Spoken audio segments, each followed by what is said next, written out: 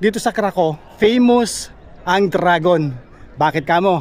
Kasi meron ditong alamat noon, no? Dito sa Wawelsee ay dating may nakatirang dragon, terror na dragon, na ang pangalan niya ay si Smoke Wawelsee. Si Smoke Wawelsee ay isang terror na dragon. Siya ay kinakatakutan ng mga tao noon dito sa Krakow dahil kinakain niya lahat ng alaga nilang hayop at minsan ay pati na rin tao. So lahat ng warrior nila ay nabigong patayin yung dragon at may isang tao lang, which is farmer, ang nakapatay doon sa dragon.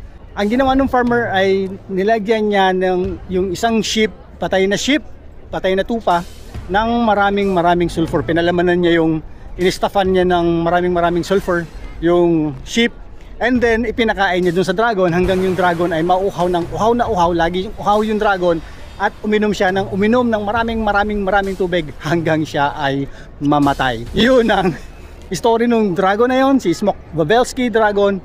Yun din ang dahilan kung bakit tinawag nilang Wawel's Castle ito, dahil ang tawag dito sa hill na kinakatayuan nitong castle na ito, kaya yan Wawel's Castle, ay dahil ito yung Wawel's Hill kung saan nakatira si Smoke Wawelsee.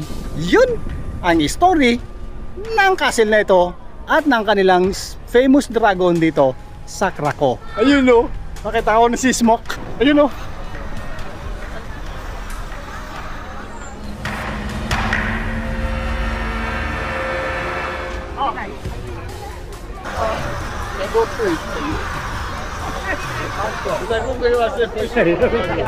Ito na si Smoke, yung kanilang famous